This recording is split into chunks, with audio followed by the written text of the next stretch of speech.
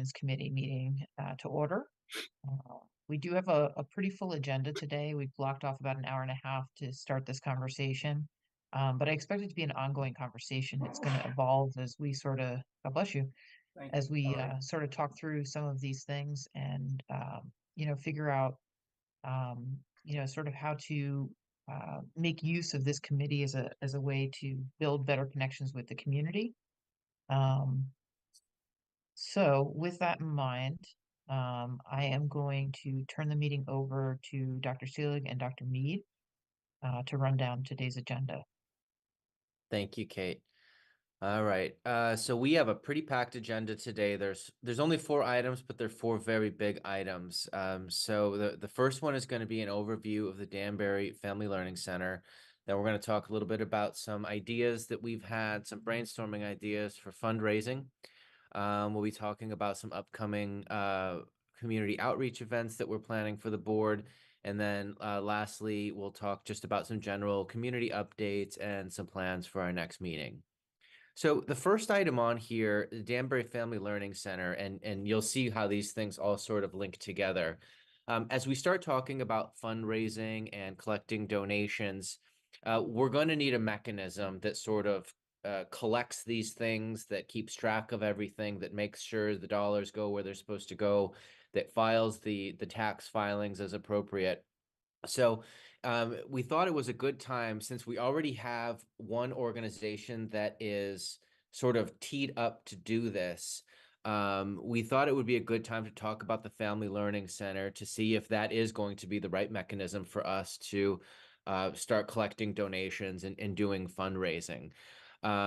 So we're going to have just a quick overview of that Danbury FLC, and Anne's going to walk us through just kind of the goal, the mission, how it works, and just some of the ins and outs and some of the greatest hits, things that they've done and the types of work they've done in the past. So Anne, I'll turn it over to you. Great. Thank you, Dr. Seelig. So welcome, everybody. Good to see people on board here tonight. So the Danbury Family Learning Center has a long history here in the district. When I came on board in 2008, Dr. Sal and Ann Lindenmeyer, our previous data person, had a conversation with Senator Murphy about what Danbury needed. And Sal responded, they need a literacy center. And so about 2 or 3 weeks later, we get a note from Chris Murphy that he's put it in his congressional ask. And we were funded $250,000 to set up, redo the entire downstairs here at the Osborne Street building. We're in the process into late 2009 and early 2010 in moving people around the Curriculum Resource Center up at Mill Ridge, other folks out at Beaverbrook. And so we had the opportunity to use that funding to be able to redo carpets and paint and everything in the building, turn around the front door so it was more welcoming to folks. And on May 10th, 2010, we opened up the Family Literacy Center. We had worked with a community advisory board of what this center needed to look like. We had one large room that had all kinds of resources in it and tables that children could sit at, and the other room was a large playground or playroom. It also helped to reconfigure and provide space for our original registration center that was in the building. Of course, Sodexo was in here with us, as well as ELP. So it became a very welcoming place for our families to come to, as the center is now, with welcoming all families to Danbury schools. From that advisory board, and it was mostly corporate partners at that point, people questioned why we were not a 501c3. Who held the district's 501c3? Here I sat in this advisory board with corporate people that said, we would love to fund activities that Danbury Schools wants to do. But our corporation will not allow us to do that unless you have a 501c3. And so from that advisory board, we were able to put together another board, okay, of some of those folks, plus some new folks. And we incorporated the Danbury Family Learning Center. So we went from Literacy Center to Learning Center because we knew we needed to open up a bigger context than just literacy. Learning was math and all of those other learning goals that we want children and their families to learn. So we were incorporated by the state, the Secretary of State, in December 2013. At that point, we applied to the IRS for our 501c3 that normally takes anywhere from a year to 15 months. Thank goodness to a call to Chris Murphy's office. He moved it through very quickly, or pushed it through. And on 3/14/2014, we received our determination letter that we had become a 501c3 corporation. We register yearly through the Department of Consumer Protection. We are an approved federal bidder through the IRS, and our year-end paperwork is called a 990. It is done by our certified public accountant, Kate Johnson of Johnson and Burris, CPAs on Main Street in Danbury. And each year since we incorporated and started doing those taxes in 2014, we have satisfied the requirements of the IRS to stay a 501c3 determined organization. So our mission is to improve literacy and educational experiences and knowledge of children birth to grade 12 and their families, and to support and encourage excellence in the creativity and educational activities in Danbury schools and throughout the greater Danbury area.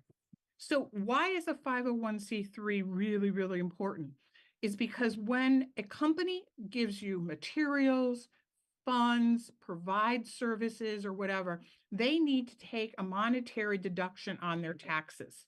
And because you're determined a nonprofit 501c3 organization, they then can write off 100% of that donation to their company. So it really helps support their company and encourages them to redo it. Our board members, Jeff Harold, he's our retired fire chief and a community member. Laurie Barrios, a parent.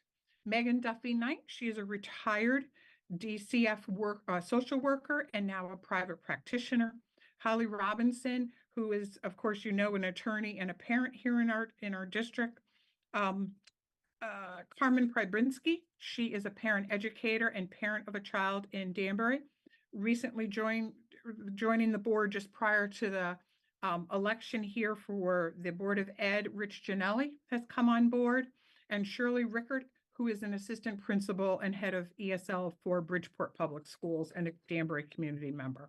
So we're really proud to have that board. Previous board members have been Judy Coco was our beginning board president, followed by Eileen Alberts, who unfortunately everyone knows that she passed away during her tenure of president, and Jeff Harold stepped up into that role. So some previous grants that we have received have been United Way grants that have supported much of the kindergarten boot camp program that we ran for several years in 2015 through 2019, right prior to COVID. Lindy Corporation has given us funds to run the New Promise program. Connecticut Trust Fund is another one of our funders. They have funded PEP in 2023. They're going to fund Parent C next year. Okay, we are part of the Giving Fund through Kimberly Clark Corporation in New Milford, where employees give donations that we receive. We currently are waiting on Pitney Bowes for our summer reading program. Eversource funds many of our events that we have. We did put in a nice ask for this next year, fiscal year 2025, congressional funding, and we're waiting on a United Way operating grant. So where does the funds go? How are we using them? Some grants come through what's called restrictive, and restrictive says you write the grant along the guidelines of what the funding organization is asking, okay? And that's how you have to use the funds. And then there are unrestricted grants. And so like the United Way grant that we've applied for is a unrestricted operating grant. So we'll be able to use it how we see fit for that particular grant. But it's just really important for you to understand the difference between restrictive and non-restrictive grants. You have to remember pre-COVID and the moving out of this building, we did run a very successful preschool program here. We ran play groups here. And so though the play groups were free, we did charge a fee for the preschool program, which we had hoped to continue when we moved. There wasn't space to do that. Nor when we moved back into the building were we able to pursue that. But we do have our school readiness classrooms downstairs. So many of the children came directly into there. So how are the funds used? We use them to support our family university. There, along with family university, there is food fees that the families all eat breakfast in the morning. If it's a full day, they have lunch. Building rental, our safety advocate that we have there. And many times when we have that, we coordinate with other agencies, so they pick up part of the cost. Like you'll notice at our last early childhood fair a couple weeks ago, we actually had a police officer there, and so our school readiness partners paid for that. We also had the family nights in November, and we served, snacks for the families. They were all provided with games when they left, and it provided for stipends for those that came in and helped deliver those nights.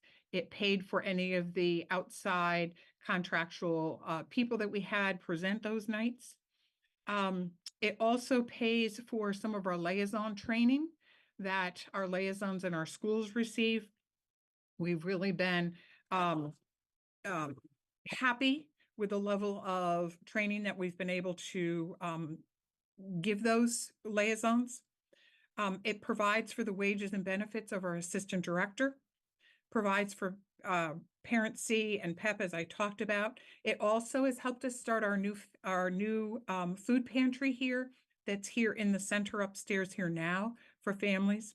During COVID, it provided hotspots for families. I think we bought 25 or 30 hotspots for families with a year-long subscription, so that students that couldn't connect during COVID was able to connect. It pays for field trips and supplies for our Play to Learn play groups, chamber events, Chamber of Commerce events, and childcare when we're running parent trainings. So that's kind of the high level overview of what we do here at the center. It's or here at the Family Learning Center, or the purpose of the Family Learning Center. It's a great organization. I have to thank my board every single day for, quarterly, if not a few more board meetings in there. And of course, our CPA just does a wonderful job on our taxes and to ensure that we're in compliance with the IRS. So that's all I have. Thanks, Dr. Mead. Dr. Casimiro? Yeah, and thank you. And I was running a little bit late. I was on an important phone call, so I apologize for jumping on late. I think when Mike kind of first ran the agenda by, and we were talking about this idea about fundraising. I am excited that I think we've been talking about some sort of mechanism to be able to do this effectively for a long time, and but I also want to be. It's where I think it's an opportune time between the fact that we're trying to build partnerships with industry and the community, and we're trying to seek these donations. I think that there's, there has always been a need to find the right vehicle for that.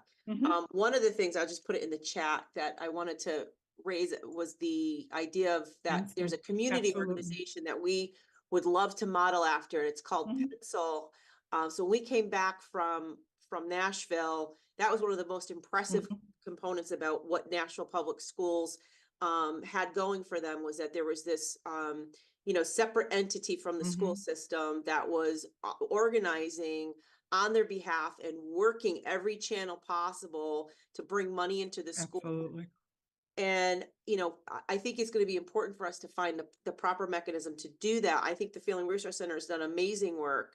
But I'm wondering, how do we set up a separate entity that's not so tangled with the school system, that's going to create a clear path, that that will allow us to do that, and not necessarily, I mean, there's a lot happening under that, the Mhm. Family Resource Center. And I think, for the next iteration of where we need to take the grant and funding and the advocacy work, Mhm. we're gonna have to do a little more homework on how to set it up, I Mhm. think, and then how we define our relationships to it, I think is going to be important. But I think it would behoove us to investigate the structure and the mechanism to do that. Mhm. Because I think, right now we're in the crunch of, oh my gosh, we have a budget crisis, so we got to hurry up and do something to bring money in. But I'm thinking, yes, we have a crisis, but I'm also thinking long-term vision of setting something up with the long game in mind, Mhm. on how to do this in a way that's going to grow and be its own thing. So Mhm. that's just kind of my 2 cents on it. Yeah, And yeah, no, that sounds good. I will let you know that this is an independent organization, separate from any other organization. We do, the FLC Incorporated Board of Directors does support Danbury children as well as other children in the greater Danbury area. So we are a separate entity from the school.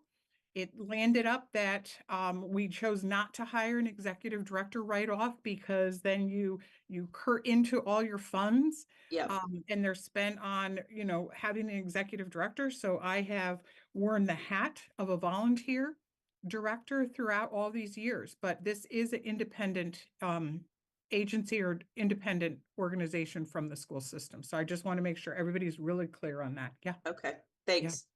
Mr. Janelli. Okay, the subject matter is fundraising. What, it's a broad term. What are you looking to fundraise? Are you looking to capture all fundraisers that are done within the district by PTOs or independent groups, or is this specifically geared toward fundraising for the growth of and partnership of the academy? Well, I think that's a broad question for everybody, right? I don't think it's any one person's vision. But my sense is that, we have work to do on both of those fronts. To Dr. Casimiro's point, I think one of the things that we need to really be conscious of is, sort of, m- you know, setting up a mechanism that really is dedicated, to the specific function of supporting the Danbury Public Schools. And so, there's I certainly appreciate, Dr. Mead, you bringing all this information forward and talking about the mechanism that you have available for us to use, and making and offering to make it available to us. Mhm. I think what we need to think about, and Pencil is certainly a good example of, setting up an organization that devotes its energy specifically to, like, the academies down in Nashville. Okay. I know in Bethel they also have a separate education foundation that does its own branch of fundraising for the schools, Mhm. but it's independent from the schools completely. It has really no ties other than it's sending the money to the schools once it's raised. And so I'm thinking about all the work that the FLC does in tandem with the Family Resource Center, and all of the connections there that already exist. Um, I'm trying to also be mindful of what the workflow is going to look like as well. Because, however we set this up, it's going to take time and energy from folks to keep it running. And the hope is to grow it to a point where, it does become a full-time job. Pencil, I think, Mhm. employs, how many people was it? Oh. I want to say 50, 75. It was a fair number of people that are involved, specifically in that work. Right. So, I don't know that we'll necessarily grow that big, but, I'm just thinking about it, from a standpoint of, again, what is the long-term goal here, and how do we structure things up front so that we make sure that we're staying aligned with that long-term goal? Mhm. So I think that's something to think about. We might have to, come back to this conversation about the mechanism piece. And, I would love to just kind of talk out some ideas about how we might do some fundraising. And then we can come back to that conversation specifically about, you know, what mechanism we use to do the collections and that kind of Mhm. thing. So are you getting a central company that fundraises for every single district in the school district, that all monies come in there and they get allocated out for the particular funds? We've got all of the PTOs or 501c3s, they do their own fundraising. So Mhm. the academy, to me, is probably one of the largest possibilities of incorporating some educational monies into it. But I, I'm not sure really what you're looking to do. Are you looking to have a central company that just takes all money for that would be contributed to the school, not necessarily the Board of Education, and allocate that back out and be administratively for it? I mean, I don't see why you're undertaking a big task like that and getting involved in fundraising in general. You know, assuming fundraising will take as much as bake sales, cookie sales, and other stuff like that, as opposed to some of the larger dollars that I would envision that we want to do for the academy. So, and, and I'm not sure that putting this into Ann's organization is something that should be considered, because our mission statement is different than what you're anticipating this organization to do. So Sure. I tend to think that, you know, my feeling is when I was raising money for the Pembroke playground, we ran it through the Pembroke PTO because it was a 501c3, and we got the deduction for that. You know, it was one of the benefits for companies to do it, as Ann had mentioned. Big resistance that I had received is comments from going out to commercial companies, business entities, was when I was doing something relative to the schools, most of the comments came back that these were public schools and should be funded by the city. So I ran into a lot of resistance in getting corporate dollars coming in. I wasn't as successful. Ann happens to be very successful in bypassing that through her years of being in the FLC. But I tend to think you've got to focus more on what your goal is here and what your objective is, and what kind of fundraising you're looking to do Sure. for this. I think we're trying to do multiple things here. We're trying to have a conversation about the longer term goal of fundraising for the academies. But I think we also are, you know, having a conversation about more immediate fundraising. One of the comments that we heard repeatedly at the public hearing from different folks who were testifying was, I'm willing to pay more. I'm willing to contribute in more ways. And it seems a shame not to provide an opportunity for people who are willing and interested in contributing in that way. And maybe we don't set the terms necessarily of how that money is used. Maybe we give folks some level of say and give them, you know, a handful of categories that you know, we say, okay, you know, here are the 5 general things that you could contribute to, and you get to decide which one you want your dollars to go to in the immediate. I see Lauren's got her hand up. Sorry, I was just a little confused when Ann was saying that it's a separate entity from Danbury Public Schools. That confused me. So if that could be clarified for me, that would be great. So legally, it is a standalone organization under its 501c3 determination. Has a board of directors, it has bylaws, has all the legal documents to make it a separate entity. Any 501c3 normally stands legally is seen as its own entity. We just help Right. service. But aren't like people that isn't it run by the school district? So that's where my confusion is. I know it's a standalone. Yeah, no, the board makes decisions on different things that we're going to do, activities that we do, and things like that.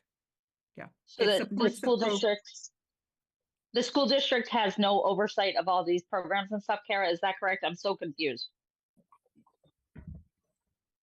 So most of the programs that we do come out of the FACE Center here as programs that support parent education, parent learning. Does that help? And of course It makes sense, but so we're running them through the FACE Center, which is, I just don't see, it's standalone, but we're running them for the district. So that is so confusing to me. So that's our mission, to just- support the educational opportunities and education of our families. So if you think back, improve literacy and educational experiences and knowledge of children birth to grade 12 and their families, and to foster and encourage excellence and creativity in educational activities in Danbury schools and throughout Greater Danbury. So we are supporting programs. Just like if you look at the pencil model that Kara was just talking about, they also are an independent organization, but they bring in funds to support the academies in Nashville. Correct, but none of their employees are paid by the Nashville School District. So that's where my concern is. That's all I'm saying. Like, you're saying you're standalone, but there's employees that are being paid by the district. So Kara, if you could just chime in, because I don't know if I'm making myself clear, because No. we're saying we're standalone, but we're running programs as Danbury Public Schools. So technically we're standalone when we want to be, but we're Danbury Public Schools when we want to be. Right, so I guess that's the distinction. I think that's the point of, I think, why we're talking about creating a separate organization for the purpose, the structure that we're trying to accomplish. That, at least that's what I'm suggesting. Because the FLC does serve, Danbury Public School System's children, and Anne could probably best list who's being paid out of those grants, and for what purpose, like the parent training. Like, so for example, I don't oversee the parent training that comes from the FLC, even though our students directly benefit. In some ways, it's similar to how DSABC is operated with our students, and they're mainly a DPS. They service mainly DPS, but that arrangement is, they are a separate board. I think the difference is that there's no one. What we tried to create that distinction with DSABC, to not have the payroll crossover into the Board of Ed sector. So that's kind of the distinction and clarity that I would be seeking if we're going to redo a model that's going to be, that we hope to grow out, so that there is a separation between that, if that seems to be a source of confusion, I guess. Okay. So I don't want to get, too far along in this conversation if it seems like there is some question about what the most effective mechanism is going to be for dollar collection. That might be a conversation we're going to have to circle back around to, that we're not going to be able to resolve today. And that's fine. I'm expecting we're going to have several more meetings before the end of the year. And maybe we need to go back, put our thinking caps on, and kind of come to the table with some other possibilities here. But I do want to get around to having this larger conversation around fundraising and sort of some strategies that we could use. Talk about, to Mr. Janelli's point, I think we need to be conscious of how the PTOs are fundraising and, what they're doing, so that we're not stepping on their toes. And then we've got 2 more agenda items on here as well that I want to make sure we get around to, and we're already at 5:30, so I don't want to go too deep down this hole. Are there questions from any other committee members here? Yeah, Kate, I want to just comment. Michelle, if that's okay. hang on a second. I'm sorry. I just want to make sure committee members don't have any feedback. Oh, I'm sorry. I forgot I'm not on. That's okay. That's okay. That's okay. I don't need to comment. Thank you. Okay. Thanks, Michelle. All right. Nobody has any questions, so we're going to move on. Michelle, unless you wanted to say something. Okay. All right. So let's talk about, if we could, some strategies for fundraising, and sort of think about what that might look like. You know, I know we're talking about two different things here, and that can get a little bit confusing. But my thought process here is, after listening, especially to the testimony that came forward at that public hearing, you know, some of the things that we're going to probably continue to struggle with in terms of, you know, supplies or, you know, different materials for our students, or supporting extracurricular activities for them, knowing that we're going into, you know, a difficult budget cycle. Um, you know, I think this is an opportunity for us to see what we can do to help with some of these perceived extras that, you know, I think from an educational standpoint aren't really extras at all, but from a legal standpoint have become that. So, Dr. Seelig, did you want to talk about this topic before we open the floor up to board members here? Sure. And I think Committee members, sorry. there's a few different pieces to the conversation. Sorry, we got an echo. That's all right. Just do it through lines. Okay.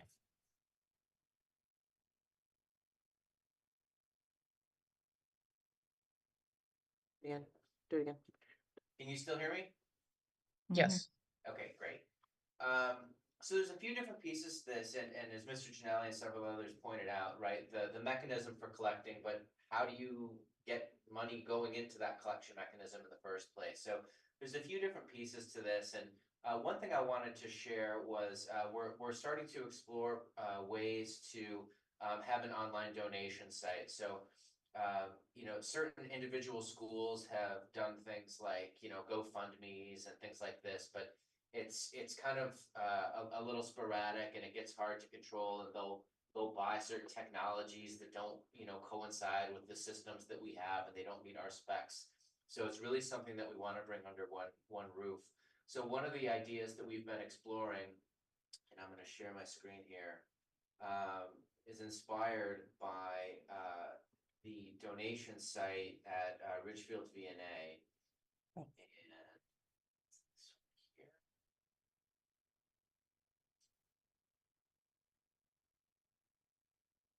Okay, everybody can see this. So this is the RVNA website, and you see this button up here. It would look something like this on our website, where you could donate now. And then what this isn't actually in the same website. This is a pass-through. It's a gateway to an actual website that focuses on secure donations and making sure that they get tracked properly. And then you set your page up just like this. I'm sure everybody has seen one of these if you've ever donated to a baseball team or whatever. You know, it's pretty straightforward. You enter your Mike, I can't see it at all. Mike, You're not projecting. I'm projecting. I see you. I I don't see I you. can see it.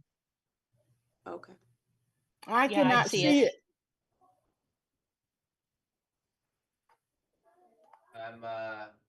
it shows I'm sharing this screen. Gladys, maybe hit one of the at the top of where you had. If you change that view, it might pop into view. Okay, just move on. I'll get it some other way.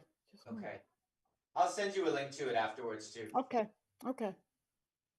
So everyone has seen these, but again, this is a separate website that does this. And the way the websites work is, some of them will take an upfront fee or a monthly fee to manage it. Some of them only will take a percentage of the donations. There's probably 20 or 30 of these different applications out there currently. So we're vetting a few of them just to get a sense of what's going to make most sense for us, whether it's a percentage or a monthly fee.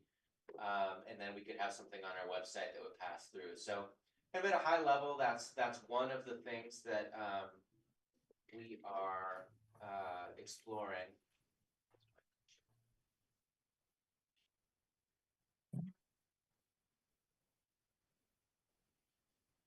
So, you know, in terms of different fundraising things, do folks have thoughts about different things that we could do? I had a couple suggestions I thought I'd bring forward. Some things that were suggested to me, and some things that I had considered.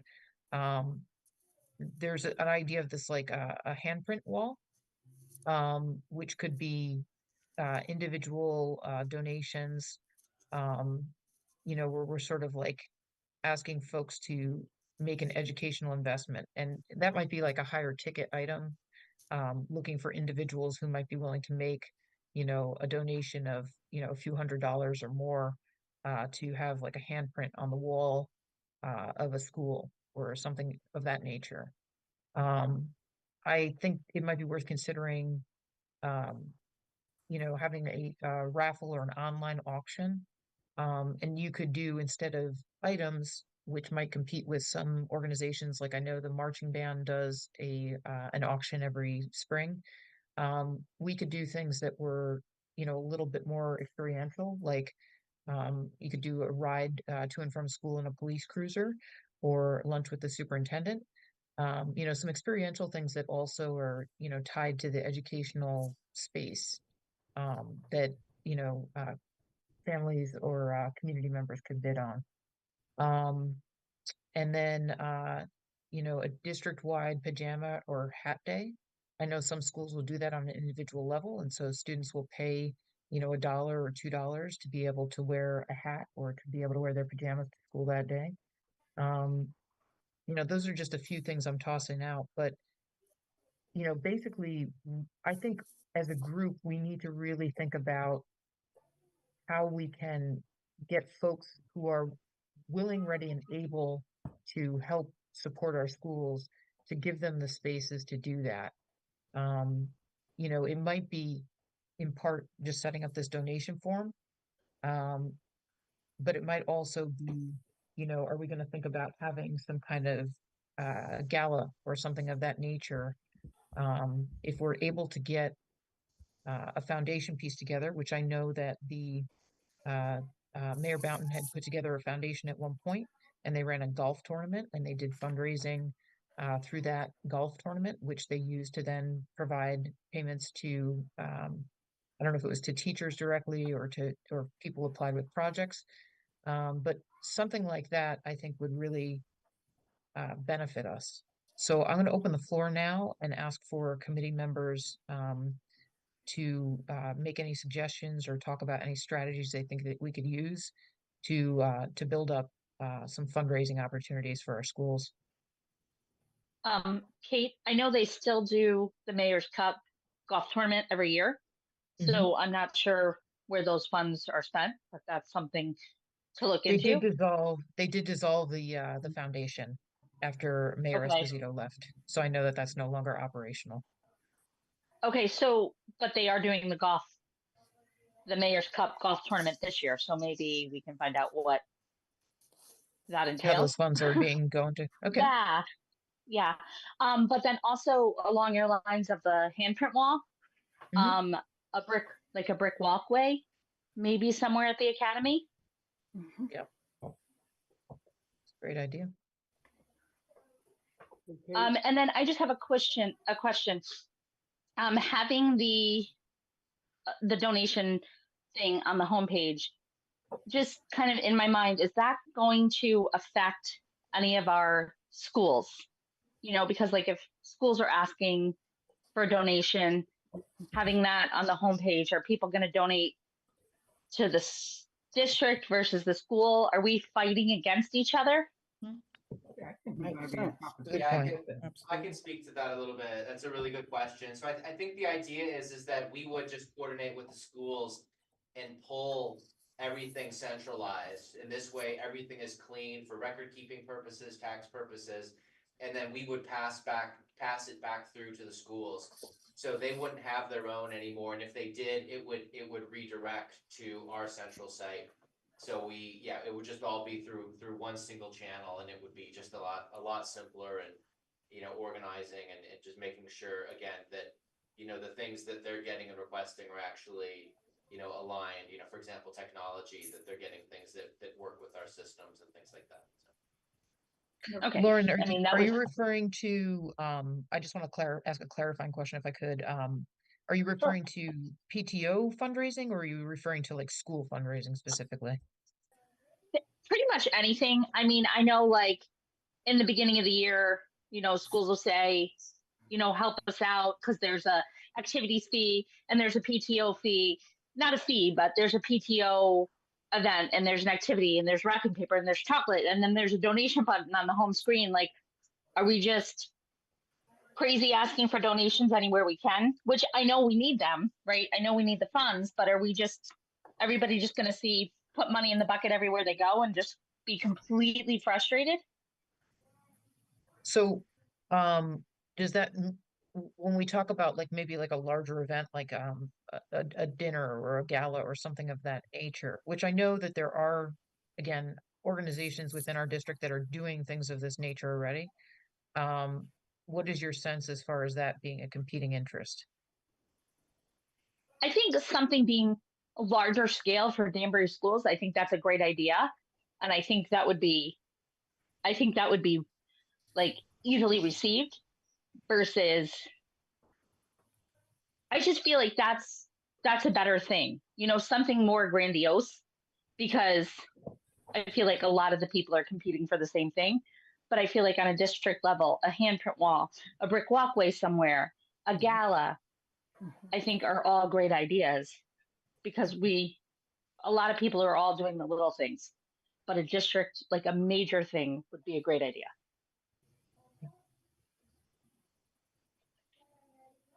Rich? I'm generally the most positive person essentially on the board. Person myself, probably on it. This thing here, I think you're setting yourself up for failure. I don't know how many of you have had any experience in fundraising, but this is not Ridgefield. You can't just put up a website and expect somebody to donate some money, haphazardly going through and say, I got an extra X number of dollars. You're in competition with all these other PTOs. You're setting up an administrative nightmare. For what effect? I don't know what your target is in terms of raising money. Who's going to be responsible for coordinating all these events? That is a massive job. I mean, for what? I don't know what your goal is, except to say that we want to support the Danbury school system. The school system is supported essentially by the PTOs. If there's going back a number of years, we did away with freshman sports. The city came together and raised money. That was a specific issue they had. They didn't want this item out of the budget and they fundraised for it. But I tend to think if you focused your attention on a specific academy, then you could build a theme behind it, as Ann has built a theme behind her organization. But to throw something out there like a GoFundMe page, I think you're wasting your time and you're going to be getting nickels and dimes. I mean, that's my personal opinion. I mean, it's great to have handprints and all the other stuff, but when you get down to it, who's going to do the work? This is volunteer work. You're not going to pay anybody. And you've got to consider that in a particular strategy.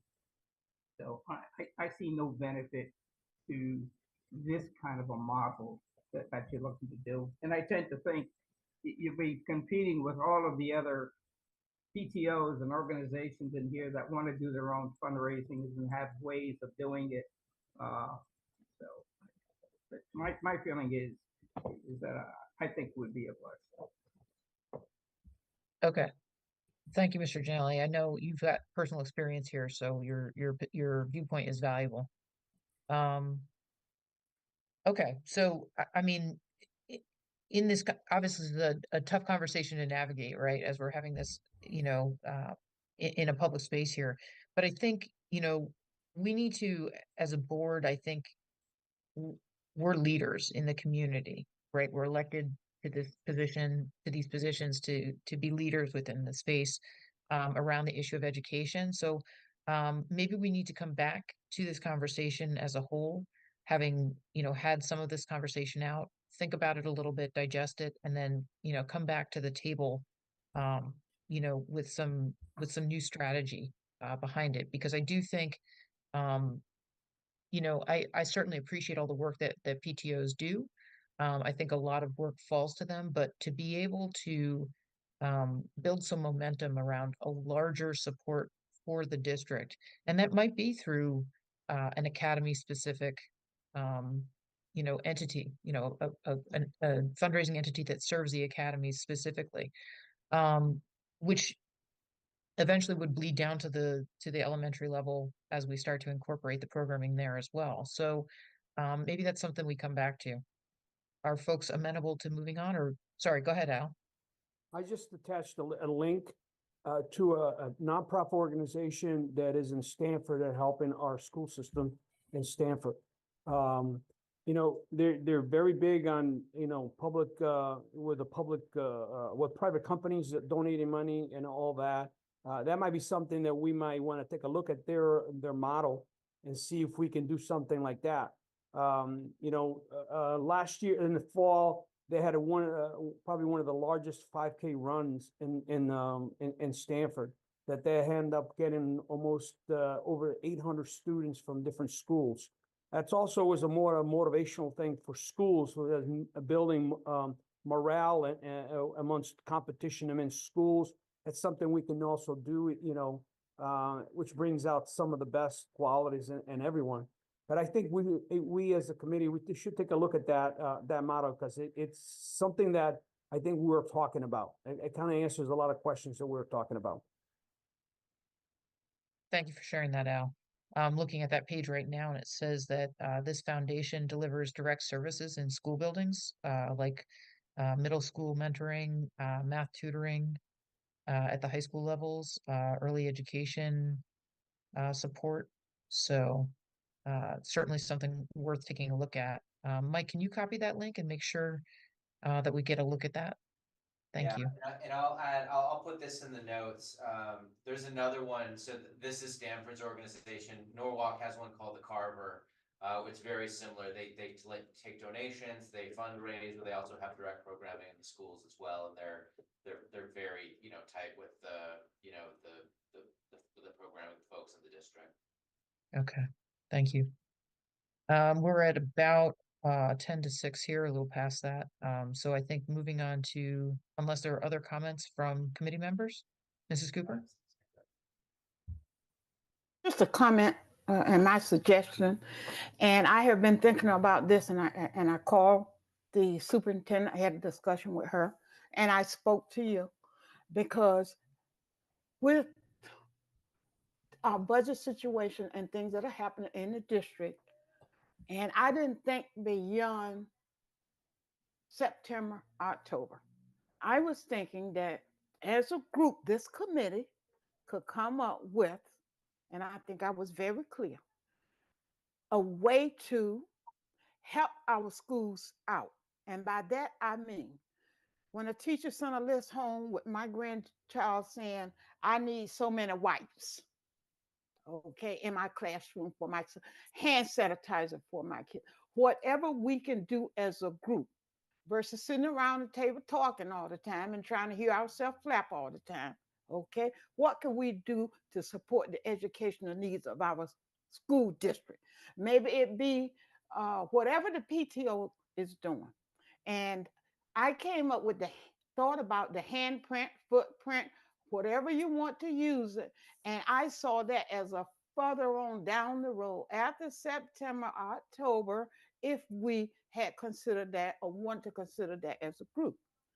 What I sort of thought would be nice, come first week in September, if this committee could do, before it gets cold, an outside affair, okay, where we can invite the entire community.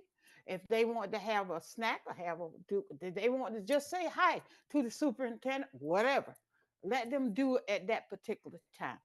Okay, and we take whatever is brought in on that particular day. We're not going to ask them, hey, you got to give us $5, $10. At this point, whatever you put in the bucket, that's what's going to go to our schools to help our schools for hand sanitizer, a wall, whatever they need. Okay, and I don't want to get so technical to say that looking on down the road, we can figure out something else to do. But I think, to me, with the school system closing in a couple of months, we have people that won't be coming back. Some may be coming back. And then we have another road that we're trying to keep uh, the morale good, and those people that are working on our system continue to move forward. I thought it would be an excellent idea before it gets cold. And I had about 6 people that I think will bring to this group, have a conversation with them that deals with the other segment of the community, and the chairperson of this committee and the superintendent and myself. We sit down and sort of throw this out. And I think this will be an awesome idea for us to put together and open up our schools with a new and fresh attitude. And that means I want to go into my classroom and I want to work, because I believe in Danbury and I believe in our board and our superintendent. And let's move forward. So that's where I'm coming from. Thank you, Mrs. Cooper.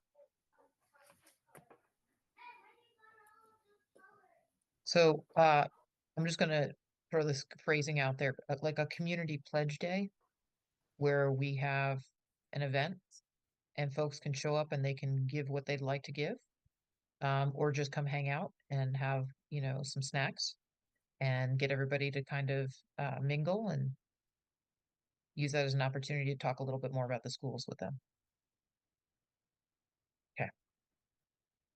The new building would be a great location to bring the community in to take a look at and donate at the same time. Just a thought.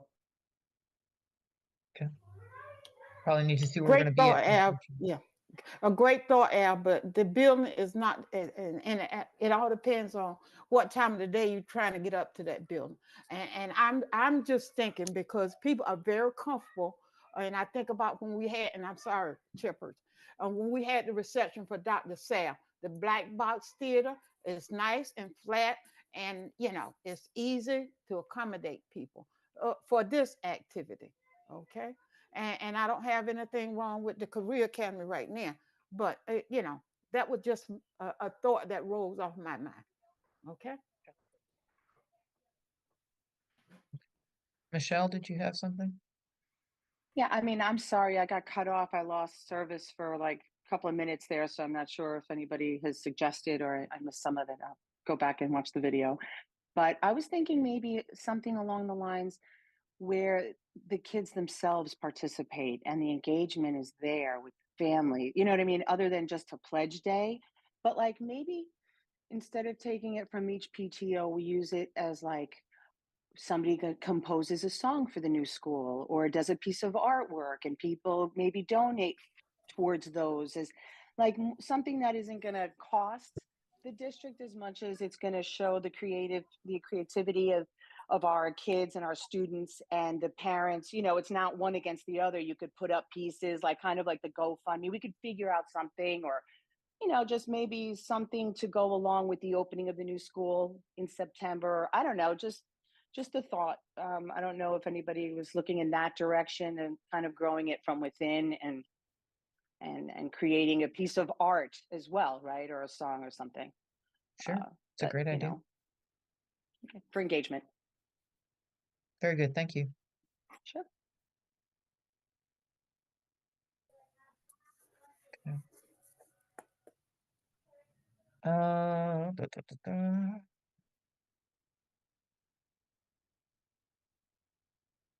Dr. Seelig, is there anything else that you wanted to bring forward to discuss here? I don't know if there are any committee members that had other concepts in mind, strategies we could use.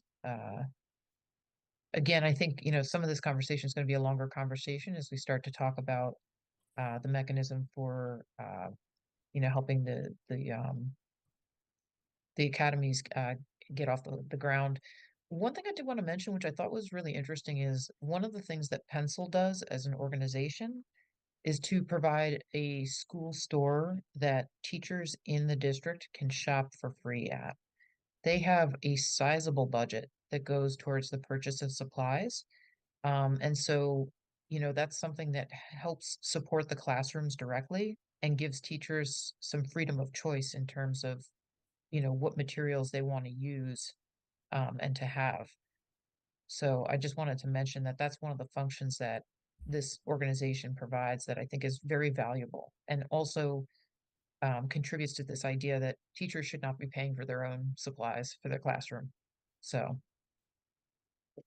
Hey, you make a great point, and I just think there's so many of these things that we encounter on a daily basis, whether, to Lauren's point, you're just walking through the park and then you realize somebody donated a brick, right? Look, I think it's good that we just start collecting these things as we see them sort of in the wild, and then we can bring them back to the committee and say, hey, would that work for us?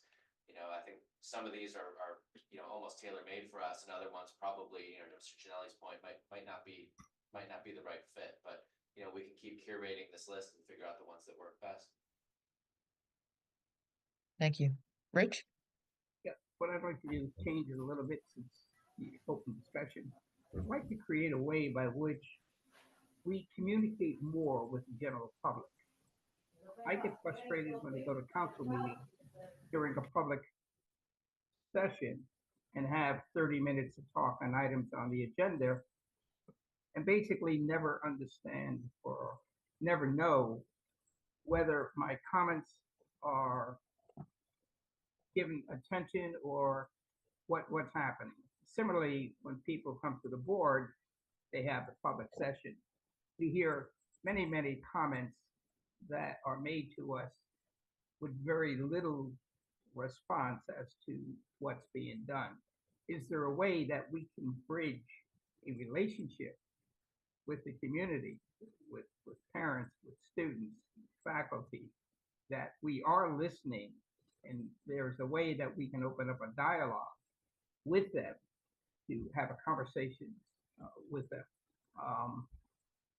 without violating any policy.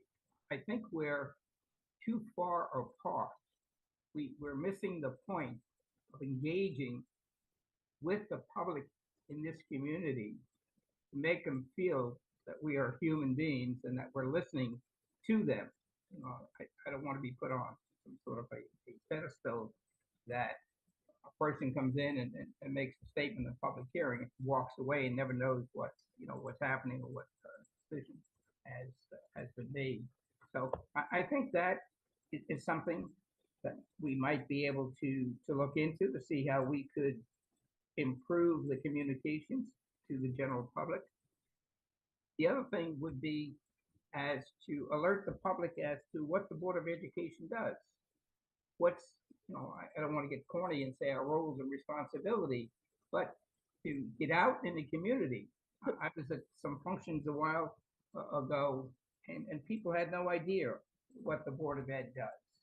And here we are servicing them. Granted, it's a small population of the total population of Danbury, but it's a way that if you're looking to create this mechanism of fundraising, you have to create an awareness as to who you are, basically what you're doing, and things like that. So I think it fits into the concept of community relations, and I think it's something that's long overdue that we've overlooked, and perhaps we can consider this at some point in time to how we can improve it.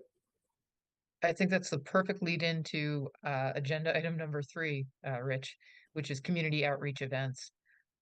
We have to make spaces for those dialogues and those conversations to happen. And to your point, the Board of Ed meeting or the City Council meeting is not the forum for that.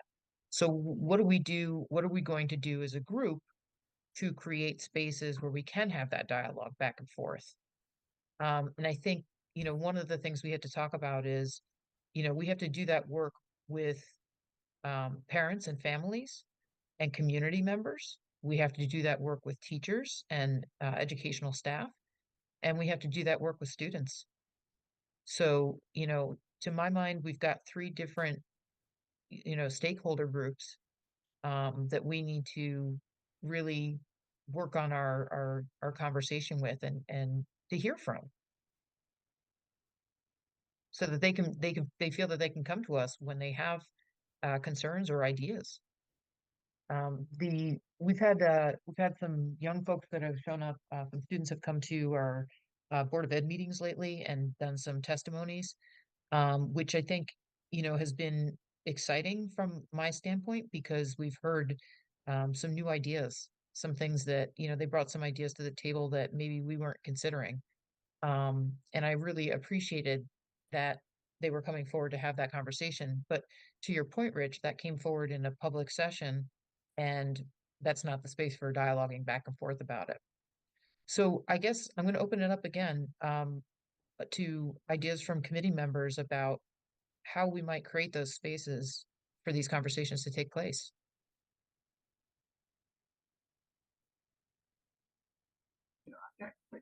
I could offer not a suggestion, but years ago when Mark Boughton was mayor, he had for some period of time, one Saturday a month that he had coffee with or whatever it was. You could spend an hour with the mayor, and it was a nice round table. It was very informal. You could discuss anything from the weather that day to a specific issue that you had on your roads, whether it be potholes. It was nothing formal, and you'd be surprised at the number of people that came there and felt comfortable in talking, and the fact that he was there giving you his attention and responding to your requests made you feel important, made you feel like you had a representative of the city actually listening to you. And that's what I'm trying to say here is that we should be able to create some sort of a dialogue.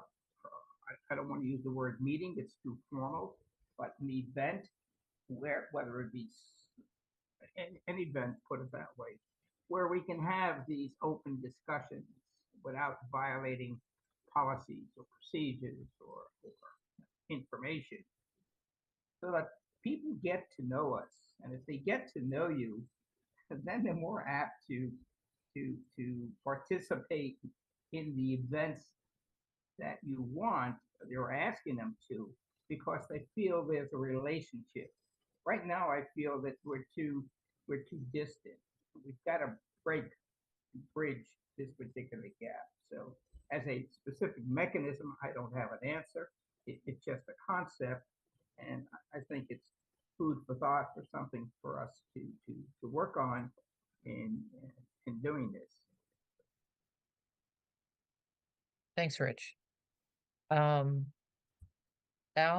Lauren, Gladys, want to make sure you all have a chance to weigh in. No, I don't have nothing at this time. I agree. I think, you know, there is a disconnect. And I think, you know, just finding the right venue for that. And I think Gladys's idea of a community event would be one perfect example of connecting with our community. And, you know, maybe we make it a spring and fall thing, an end of year party and a beginning of year party. And the families are invited and come say hi, you know, and not necessarily like, tell us all your problems and we'll fix them, because we all know that's not how it goes, but just get to know us, you know, and meet the people kind of thing. I agree with you, Lauren. I think that's a great idea to have like a end of the year school, the end of the school year picnic or something. Have some kind of for the children, more directed more toward younger kids. This brings out, you know, brings out the parents, and then that's a way to get them dialogue. That's a great idea, and we can always use those Texas Roadhouse's buns anyway. Always a I'm win. gonna run out of rolls. I think we're donating like so far 750 for Teacher Appreciation Week. So. Oh my gosh! Wow. Thanks. Crazy.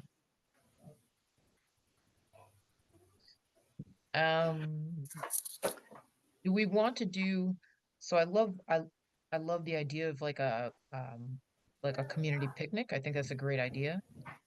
But to Mr. Gianelli's point, I think there's something about also creating a more intimate setting, in that having like more direct contact, as opposed to like, you know, maybe we're going to walk around and we're going to chat with a few people.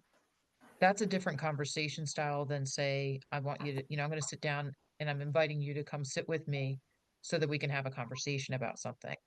So I'm wondering if we could do, both things. Are you thinking more like a coffee with a cop kind of deal, Kate? Yeah, yeah, Okay. I mean, I think that's good too. Um, and we could just, I think that's a great idea. And, yeah. maybe if we do it just once a quarter or, just start and see what the response is. We don't, I mean, we don't need to make another huge commitment because I don't know where we'd fit that. You know, Me neither. yeah, it's not only one idea, it's a combination of different thoughts and different ideas. And as I said, the social gathering is nice because it's like if you would meet somebody on the street and engage in a conversation. Um, that has a nice informal atmosphere. But there's also, before I was on the board, I think Kevin had something, coffee or something with the mayor. I don't know if that was successful, but it goes in line with what, Boughton had done. That's another concept, as I said, to keep things on more of a formal basis, with the understanding that we're listening to you. We may not have an exact answer to your problem. Yes, we're listening to you, and we'll eventually get back to you to let you know what's happening. So, it's the start of different ideas that can work onto something successful. As long as we have the thoughts and the commitment to do certain things, starting small, and then to build it up from there. Because it's going to take a while to establish our relationship. Don't forget, we have a diverse community. It's not like a Ridgefield or a Brookfield. So we have a very diverse community, which also brings in a lot of interest because you can have like cultural days and these picnics where the different foods are brought in. So, I think the ideas are endless so long as we sit down and discuss a plan of attack and how we want to do something.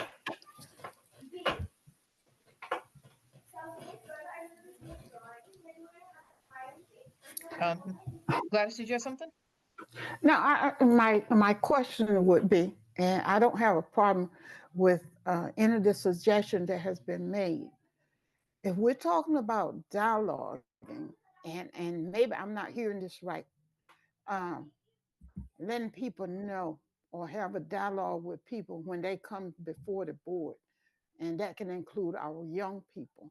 Um, I think there's a process in place where people come before the board, and then our superintendent have someone in place to deal or have a conversation with those places. If we're talking about just having a general conversation with people, I have no problem with that. But again, I like to warn you, you have to be careful as to how you go about having a conversation with people and what they want to talk about. Everyone saw how aggressive the young man was at the meeting, that when I told him that we don't dialogue. And that's a conversation that I've had with Mr. Mooney ever since I've been on the board. How do you dialogue? We're not supposed to be dialoguing back and forth. Most boards don't have that in there on their agenda. So if we're talking about, yes, it's a procedure. And most of the time we have to follow procedures to go through our agenda. But some good recommendation has been brought here today. So maybe we need to go back to the table, look at it, at least put what I've seen over the years of this with this committee. There's no form or date or nothing has been in place, and we find out that we've killed the whole year and we haven't did anything. To me, we did small things, but what I was alluding to was having the affair uh, where we could bring parents, everybody, anybody in this diverse community that we live in that want to come out and just share, meet with the board. Everyone that feel like they're part of our education system want to say something, we can get our band to stand out and do something. You know, if you came to my program at the church, we have our young people always on the program. So we can get our young people involved. But as far as going, and to me, changing the structure as to have an out dialogue session with parents, we can set that up too. But I don't see that happening at a board meeting. Dr. Casimiro? Yeah, I'm just thinking that, you know, because I understand the kind of the structure and format, and if you don't set it up properly, it could be a little unruly. But in the same sense, you know, I fondly recall the community conversations that we've had with that were very structured, and it was really positive, you know, facing kind of questions and solicitation from the community that drew a lot of information in a very short amount of time period from across a ton of stakeholders at all different levels. And I'm just wondering, you know, we did that specifically to get the portrait of the graduate attributes and to start to begin that conversation. But I'm just wondering if it is, as a matter of practice, that just becomes something we do, you know, and maybe it's something we do every 16 or 18 months or something along that.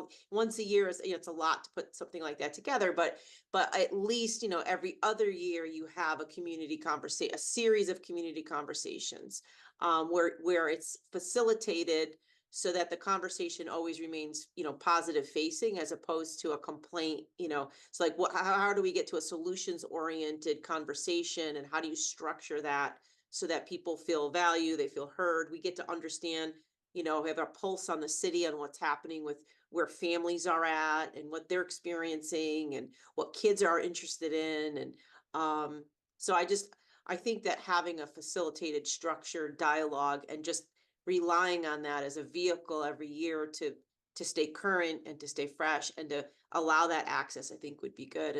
And then the other thing I think is wonderful is, you know, when I went to the Family Resource Day, Family University, just by being there at a fair event, the number of parents that I interacted with and had some little something to say, and it was a happy event. So it wasn't, you know, it wasn't come and talk about, you know, specifically set up for someone to talk to me or to speak with you, but by the very nature that we were out there and visible, parents felt comfortable, and, you know, we introduced one another, and, oh, by the way, I have a third grader in this school and I'm just curious about, and it was fine.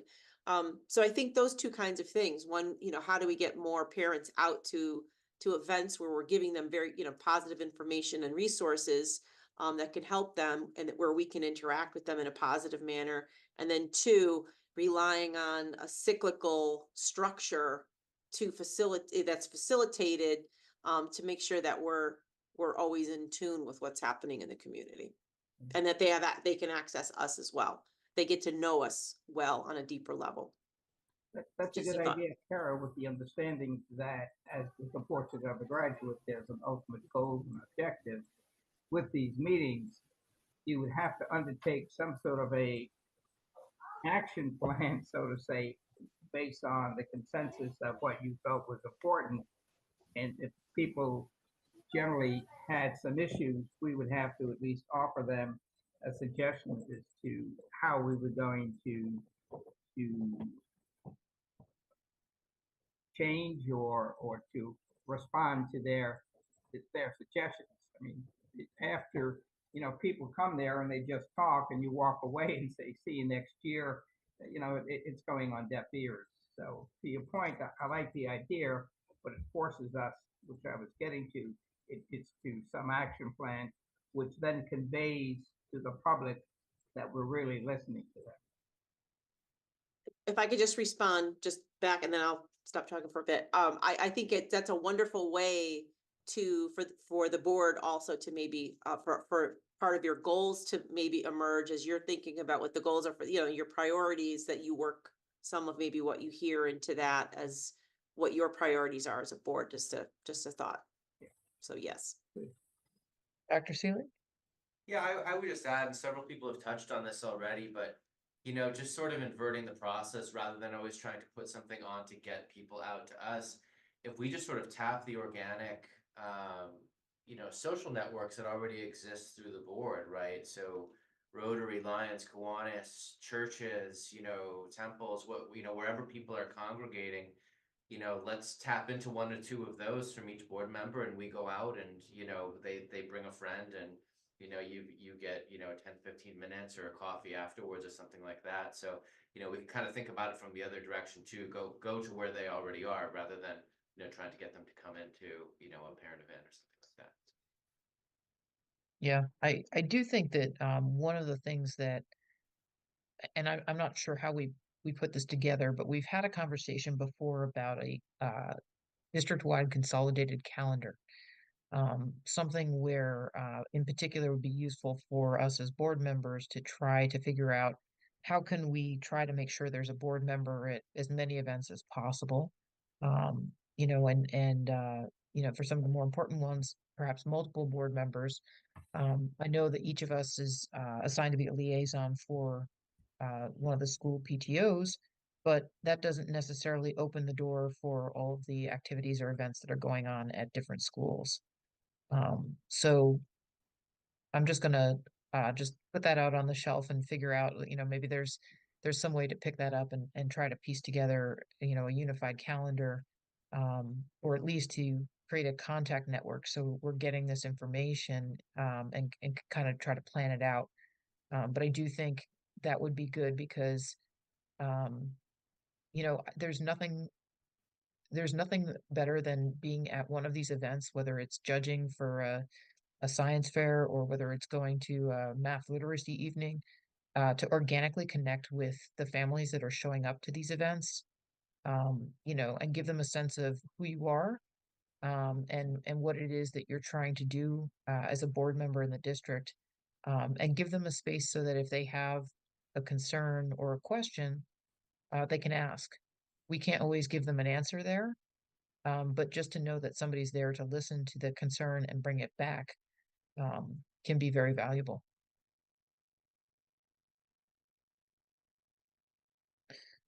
With that in mind, it's almost time for us to wrap this up. So I do want to move on now, and I thank everybody for their ideas. Um, I do want to move on to our last agenda item, and that is any community updates. So any events that might be happening and plans for our next meeting. And if you wouldn't mind taking I'm that here. one. Yep, I'm absolutely here. So we have Parent C graduation coming up on 5/17. You will all receive invitations for that. And thank you to the board members that attended the community conversation that we had 2 weeks ago. It was a great showing. And I think, I'm sitting here listening and reflecting, as well as another project that I'll tell you about in just a second.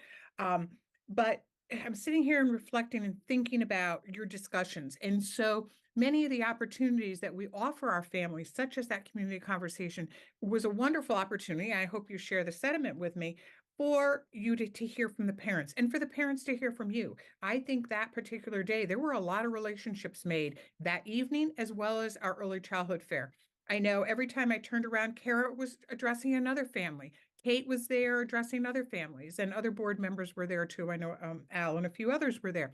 So I think the more that we look at how we can get out to different events that are being held, whether they be school sponsored or non-school sponsored, is really advantageous. So the Parent C class that we're running is certainly an opportunity to do that, or the fair.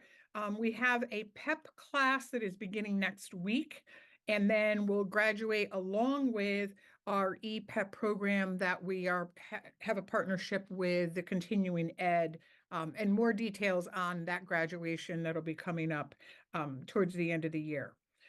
We are looking at continuing our series of transitional workshops for families. We have kindergarten teachers that teach those, that talk about what's expected in kindergarten, how to set up a positive routine at night and in the morning that supports your child's learning, and try to have less mental meltdowns first thing in the morning with our kids. And then, of course, our collective impact that we have in Danbury is off and running. Last night, the Early Childhood Subcommittee had a wonderful meeting where they talked about their goals. The Mental Health Committee has been meeting as well. And then just today, today, this afternoon, we had the chronic absenteeism and learner engagement group. So we're getting ready to distribute some materials and bring in all of our community partners to understand what chronic absenteeism is and what they can do in their own sphere of influence to be able to get kids to school every day. So that's a really promising approach that we're using. And lastly, tomorrow morning, I know Kara and Mike are coming to it. Others may be part of it, is the Richfield VNA Health Spring Breakfast. I will be highlighting the partnership. I'm the keynote speaker for it. I'll be highlighting the partnership that we have developed between our VNA Health and our Danbury Public Schools Faith Center in providing physicals, well child care physicals to our families. So I'm really excited about being able to highlight that wonderful partnership that we have with them. So as dates are secured over the next few weeks, we'll make sure that everyone on the board gets an invitation.